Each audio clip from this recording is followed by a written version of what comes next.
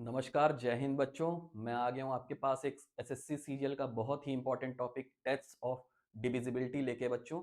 इसमें हम देखेंगे कि कौन सा नंबर, जैसे अगर हम हमारे पास कोई नंबर है तो वो नंबर 2 से कब डिविजिबल होगा, 3 से कब डिविजिबल होगा, 4 से कब डिविजिबल होगा। इसी तरह से हम चेक करेंगे। आप लोगों ने देखा होगा कि पिछले सारे सीजीएल के क्वेश्चंस में 2024 के सारे सीजीएल के हर पेपर में एक ना एक क्वेश्चन इस टॉपिक से रिलेटेड तो जरूर था। तो हम देखते हैं कि कैसे इस तरह के क्वेश्चंस को सॉल्व करते हैं। चलिए स्टार्ट करते हैं। सबसे पहले हम देखते हैं कि ऑड नंबर और इवन नंबर क्या होते हैं बच्चों। ऑड नंबर और इवन नंबर क्या होते हैं। तो ऑड नंबर हमारे वो सारे नंबर्स हैं जिसके एंड में, जिसके अंत में, या जिसके यूनिट्स प्लेस पे या जिसके इकाई प्लेस पे हमारे नंबर्स आते हो 1, 3, 5, 7 और 9। ऐसे सारे नंबर जिनके एंड में हमारे 1, 3, 5, 7, 9 ऐसे नंबर्स आते हैं, उन्हें हम बोलते हैं ऑड नंबर्स। नेक्स्ट हम देखते हैं इवन नंबर किसे बोलते हैं। इवन नंबर हमारे वो सारे नंबर्स होते हैं जिनके एंड में हमारे 0 आए, 2 आए, 4 आए, 6 आए या 8 आए। अगर किसी नंबर के अंत में हमारे 0, 2, 4, 6, 8 इस तरह के नंबर आ रहे हैं तो हम कहते हैं कि वो नंबर हमारा इवन नंबर है। अब ये मैंने आपको किस लिए बताया, चलिए देखते हैं।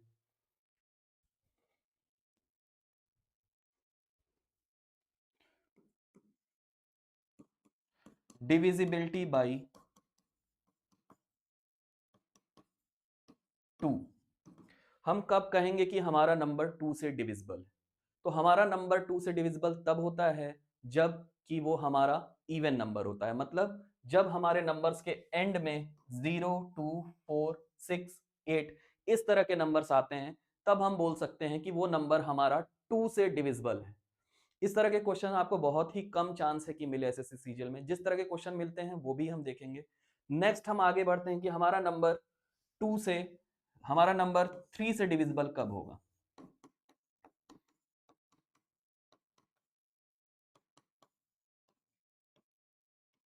2 से डिविजिबल कब था हमारा, इवन नंबर जब था तब हमारा 2 से डिविजिबल था।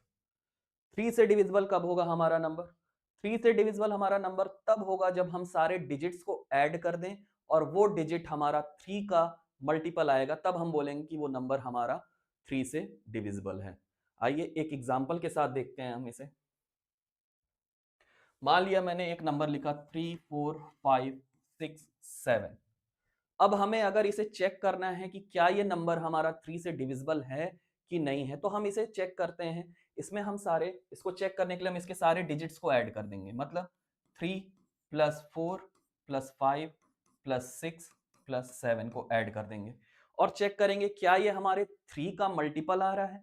अगर ये हमारा 3 का मल्टीपल आ रहा होगा, 3 का मल्टीपल मतलब अगर हम 3 का टेबल पढ़ें और उसमें वो नंबर आ रहा है, जैसे 3, 6, 9, 12, 15 इस तरह से अगर नंबर्स हैं, तो हम कहते हैं कि वो 3 का मल्टीपल है या 3 के टेबल में आता है। तब हम कहेंगे कि ये हमारा नंबर 3 से डिविजिबल होगा। अगर ये नंबर हमारा 3 से डिविजिबल नहीं आ रहा है, ये 3 के टेबल में ये नंबर हमारा ऐड करने के बाद नहीं आता है, तब हम बोलेंगे कि ये नंबर हमारा 3 से डिविजिबल नहीं है। आइए देखते हैं ऐड करके। 3 प्लस 4 हमारा 7, 7 प्लस 5 हमारा 12, 12 प्लस 6 18, 18 प्लस 7 हमारा 25। अब हम 3 का टेबल अगर पढ़ेंगे तो 3 के टेबल में हमारा आएगा 21, फिर 24 और फिर 27। ये 25 नहीं आएगा 3 के टेबल में। तो हम कह सकते हैं कि ये नंबर हमारा डिविजिबल नहीं है 3 से। अब एक क्वेश्चन हम देखते हैं जो कि सीजीएल में आया हुआ है। सीजीएल में आता है जिस तरह का question, if if 4x372 is divisible by 3। अगर ये नंबर हमारा 3 से डिविजिबल है, x हमारा कोई एक डिजिट है, तो हमें बताना है कि x की वैल्यू क्या होगी। Find x। तो हमें x की वैल्यू इस क्वेश्चन में बताना है कि x की किस वैल्यू के लिए ये नंबर हमारा 3 से डिविजिबल होगा। आइए देखते हैं। रूल हमारा वही है, इन सारे डिजिट्स को ऐड कर देना है और डिजिट्स का सम हमारा 3 के टेबल में आना चाहिए या 3 से डिवाइड होता, 3 उस नंबर को हमारा उस सम को पूरी तरह से डिवाइड करता हो, तब हम कह सकते हैं कि नंबर हमारा डिविजिबल होगा। इसको ऐड करते हैं हम। 4 प्लस एक्स, इन सारे डिजिट्स को ऐड करते हैं, प्लस 3 प्लस 7 प्लस 2। ये क्या आ रहा है 4 + 3 7, 7 + 7 14, 14 + 2 16 + x आ रहा है, 16 + x आ रहा है। तो हम क्या कह सकते हैं x के बारे में कि x हमारा क्या हो सकता है।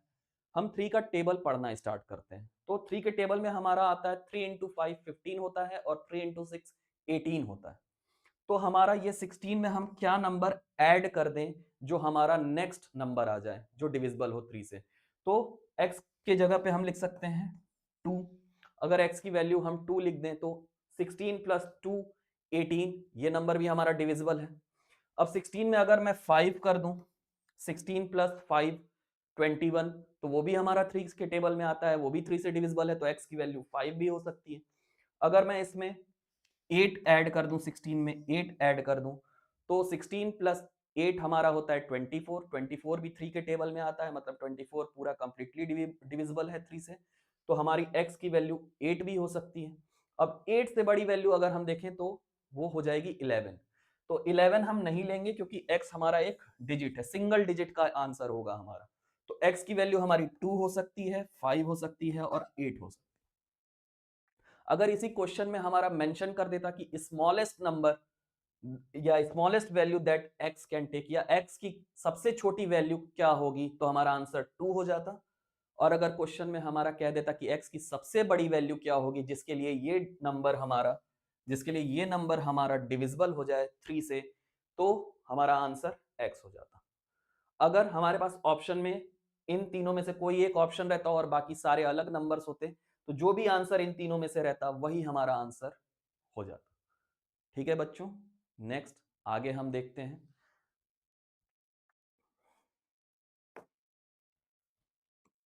Divisibility bye 4। हम कब कह सकते हैं कि हमारा नंबर 4 से डिविजिबल है? 4 से डिविजिबल होने के लिए नंबर हमारा लास्ट के 2 डिजिट्स जो होंगे हमारे नंबर के, यानी कि मान लिया मैंने कोई नंबर लिखा 2 4 5 6 7 8 0, तो इस नंबर के अगर मैं लास्ट की 2 डिजिट्स, जैसा कि मैं बार बार बोल रहा हूं लास्ट के डिजिट या लास्ट के 2 डिजिट्स, तो लास्ट के डिजिट मतलब इधर से हम राइट साइड से काउंट करेंगे या राइट साइड से हम देखेंगे कौन से 2 डिजिट की बात कर रहा हूं मैं। तो अगर मैं डिविजिबिलिटी बाई 4 चेक कर रहा हूं, अगर हमें बताना है कि नंबर हमारा 4 से डिविजिबल कब होगा, तो हम लास्ट के 2 डिजिट्स को देखेंगे। हमें इन सारे डिजिट से कोई मतलब नहीं, हमें केवल मतलब है इन लास्ट के 2 डिजिट से। और फिर हम 4 का टेबल पढ़ना शुरू करेंगे या 4 से हम इस नंबर को डिवाइड करके देखेंगे। अगर 4 इस नंबर को कंप्लीटली डिवाइड कर रहा होगा तो ये नंबर हमारा डिविजिबल होगा 4 से, अगर नहीं कर रहा होगा तो ये नंबर हमारा 4 से डिविजिबल नहीं होगा। इस केस में हम अगर देखें तो 80 को 4 हमारा डिवाइड करता है, तो ये नंबर हमारा 4 से डिविजिबल है। तो मैं ये उम्मीद करता हूं कि आप लोगों को समझ में आया होगा कि 4 से डिविजिबिलिटी के लिए हमें केवल लास्ट के 2 डिजिट्स देखने हैं। अगर लास्ट के 2 डिजिट हमारे डिविजिबल हैं 4 से, तो हमारा नंबर 4 से डिविजिबल है, और अगर नहीं है तो हमारा नंबर डिविजिबल नहीं है। अगर मैं इस डिजिट के जगह पे मैं ये कर देता 2 4 5 6 7 8 2, तो ये नंबर हमारा लास्ट का 2 डिजिट अगर हम देखते हैं, लास्ट का 2 डिजिट अगर हम देखते हैं, तो ये 82 4 से नहीं डिवाइड होता है या 82 डिविजिबल नहीं है 4 से, तब हम कह सकते हैं कि ये नंबर हमारा 4 से डिविजिबल नहीं है। लेकिन अगर मैं पूछूं क्या ये नंबर 3 से डिविजिबल है, तो 3 से डिविजिबिलिटी के लिए मैंने एक रूल बताया है, वो रूल अप्लाई कर लेंगे। सारे डिजिट्स को हम ऐड करके देख लेंगे, अगर 3 से डिविजिबल आ रहे होगा डिजिट का सम, तो वो डिवाइड कर रहा होगा 3 को, अगर नहीं आ रहा होगा तो डिवाइड नहीं कर रहा होगा 3 को। चलिए नेक्स्ट क्वेश्चन पे हम चलते हैं, नेक्स्ट डिविजिबिलिटी चेक करते हैं।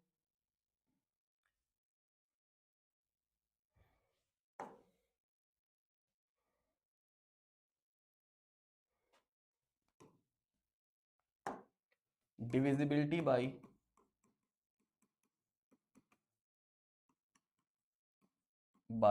5। फोर्थ डिविजिबिलिटी है हमारी 5। अब हमारा नंबर 5 से डिविजिबल कब होगा? 5 से डिविजिबल हमारा नंबर कब होगा? आप में से बहुत सारे बच्चों को ये पता भी होगा, लेकिन फिर भी मैं ये बता देता हूं क्योंकि बहुत सारे बच्चे ऐसे हैं जिनको नहीं भी आइडिया हो सकता है। तो देखो सबसे सिंपल इसका है कि अगर डिविजिबल 5 से है तो हमें लास्ट डिजिट केवल देखना है। लास्ट डिजिट हमारा क्या है? अगर लास्ट डिजिट हमारा होना चाहिए या तो 0 या तो 5। अगर हमारा नंबर 5 से डिविजिबल है तो लास्ट के डिजिट पे हमारा 0 आना चाहिए या 5 होना चाहिए। एग्जाम्पल के तौर पे मैं दिखा देता हूं, जैसे 4 5 6 2 0 अगर मैंने लिख दिया तो इसके लास्ट के डिजिट में हमारा आ रहा है 0। इसके लास्ट के डिजिट में 0 आ रहा है तो हम ये कह सकते हैं कि ये नंबर हमारा 5 से डिविजिबल है। अगर मैं नंबर लिख दूं 4 5 6 2 1, अगर मैं ये नंबर लिख दूं और पूछूं क्या ये 5 से डिविजिबल है, तो मैंने बताया कि अगर 5 से डिविजिबल होगा नंबर तो उसका लास्ट प्लेस पे या तो 0 आ रहा होगा या तो 5 आ रहा होगा, इसके अलावा कोई पॉसिबिलिटी नहीं बचती। तो यहां पे हमारा 1 आ रहा है तो ये 5 से डिविजिबल नहीं। तो बहुत ही सिंपल रूल था हमारा 5 से डिविजिबिलिटी चेक करने के लिए, एंड का नंबर या लास्ट डिजिट हमारा होना चाहिए 0 या 5। इसके अलावा अगर कोई भी नंबर है तो हमारा नंबर 5 से डिविजिबल नहीं होगा। नेक्स्ट हम आगे बढ़ते हैं।